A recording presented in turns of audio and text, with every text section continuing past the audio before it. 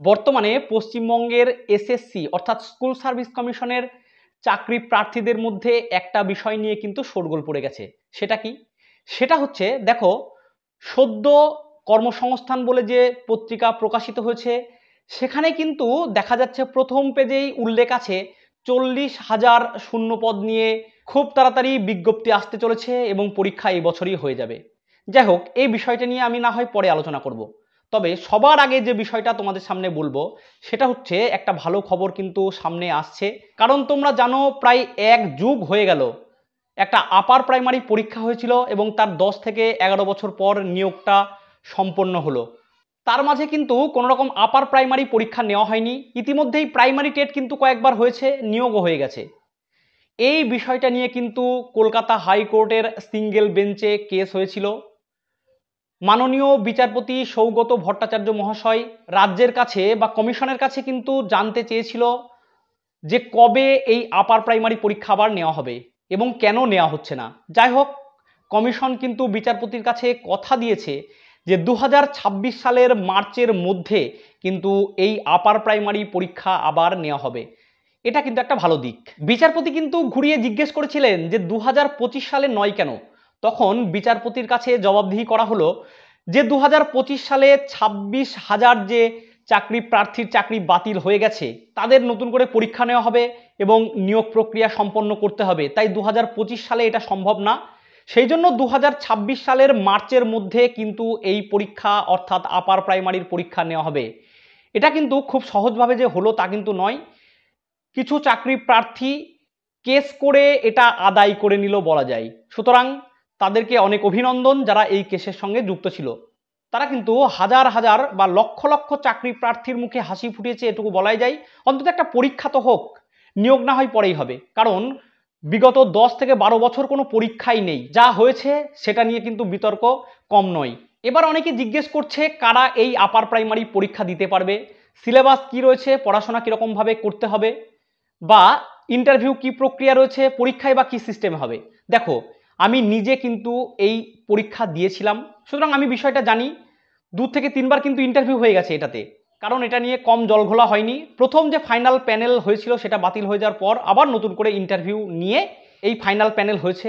যারা দূরে পেয়েছে অনেকে যোগদান করেনি, কারণ তারা আগে চাকরি করে, তাই পিছন থেকে অনেক ছেলে মেয়ে পেয়েছে। তবে একটা কথা পরিষ্কার বলে রাখি, এই কম্পিটিশান কিন্তু যথেষ্ট হাই হবে, কারণ 10 থেকে 12 বছর যেহেতু পরীক্ষা নেই। এবার যারা আপার প্রাইমারির প্রস্তুতি নেবে তারা কিন্তু খুব ভালো করে পড়বে, কারণ তোমাদের টার্গেট মোটামুটি 120 থেকে 25-এর উপর রাখতে হবে। এবারই কিন্তু 110-12 অনেকে চান্স পায়নি, তবে সাবজেক্ট ওয়াইজ পিওর সায়েন্সে যারা আছে তারা কিন্তু একটু চান্স বেশি পেয়েছে, তাদের ভ্যাকান্সিটা বেশি ছিল। বিশেষ করে ভূগোল সাবজেক্টে কিন্তু অবস্থা খুব খারাপ, 116-17 ডাক পায়নি। এবার 118-20 ডাক পেয়েছে যাদের একাডেমিক স্কোর ভালো ছিল, অর্থাৎ 40-এ 40 ছিল। তোমরা তো আবার জানো ওবিসি এসসি এসটি জেনারেল একটা বিভাজন রয়েছে, তাই জেনারেল ছেলেমেয়েদের কিন্তু বেশি স্কোর করতে হয়েছিল। তবে ইন ফিউচারে শুনছি একাডেমিক উঠে যাবে, সেক্ষেত্রে কিন্তু টেটটা বড় ভাইটাল, কারণ 150 নম্বরের টেট হয়। এটা খুব ভালো করে প্রস্তুতি নিতে হবে। আগের সিলেবাসে যেটা ছিল সেটা হচ্ছে তোমার চাইল্ড সাইকোলজি এবং পেডাগজিতে 30 নম্বর, বাংলা 30 নম্বর, ইংরেজি 30 নম্বর, আর সায়েন্সের স্টুডেন্টের জন্য আলাদা করে 60 নম্বর ছিল, যেখানে ফিজিক্স কেমিস্ট্রি ম্যাথ বায়োলজি 60 নম্বরের কোশ্চেন, আর বাদবাকি আর্টসের ছেলে মেয়ে কিন্তু সোশ্যাল স্টাডিজের 60 নম্বরের প্রশ্ন ছিল। এই ছিল 150 নম্বরের। আমি কিন্তু আমাদের যে টেলিগ্রাম গ্রুপ আছে চঞ্চল এক্সক্লুসিভ বলে, সেখানে কিন্তু ইতিমধ্যেই প্রশ্ন দিয়ে দিয়েছি আগের বারের, তোমরা চাইলে একটু দেখে নিতে পারো। তবে এই পরীক্ষার জন্য কিন্তু পরিষ্কারভাবে গ্র্যাজুয়েশন প্লাস ডিএলএড বা গ্র্যাজুয়েশন প্লাস বিএড বা মাস্টার্স প্লাস বিএড কিন্তু লাগবে।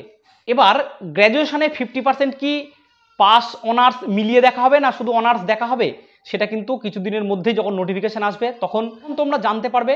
তবে আমাদের সময় কিন্তু আগে যে পরীক্ষাটা হয়েছিল তখন যে কোনোভাবে 50% পেলেই হতো।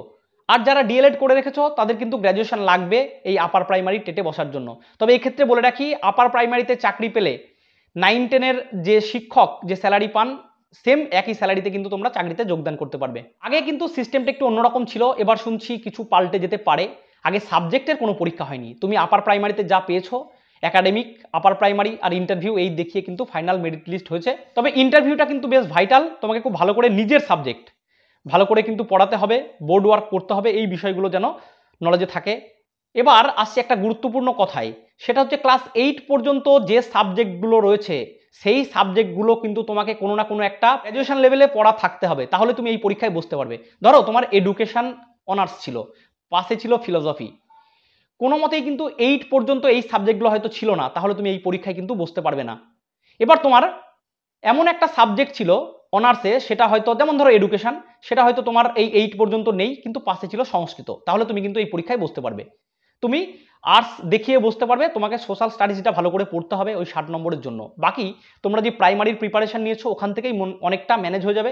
তবে একটা কথা বলে রাখি, প্রাইমারি টেটের যে কোশ্চেন তার থেকে কিন্তু অনেক সোজা এই আপার প্রাইমারি টেট। এখানে আর্টসের ছেলে মেয়ে তাদের কোনো অঙ্ক পরীক্ষা দিতে হচ্ছে না, তাদের মেনলি ইতিহাস ভূগোল একটু ভালো করে পড়লেই আর পরিবেশের বইগুলো দেখলেই 60 নম্বর তোমরা ম্যানেজ করতে পারবে। আমি খুব তাড়াতাড়ি আলাদা কি কি বই পড়বে এই আপার প্রাইমারির জন্য সেটা আমি আলাদা ভিডিও নিয়ে আসবো, কারণ এই ভিডিওতে বলতে গেলে অনেকটা লেন্দি হয়ে যাবে। তবে আপার প্রাইমারি পরীক্ষা কিন্তু 2026-এর মার্চের আগে হচ্ছে, এটুকু ধরে নিয়ে এগোও, কারণ 26-এ ভোট আসছে, তোমরা জানো ভোট বড় বালাই, সেদিকে নজর রেখে হয়তো রাজ্য সরকার পরীক্ষা নেবেই, কারণ কোর্টের কাছে কিন্তু উল্লেখ করেছে যে আমরা পরীক্ষা নেব।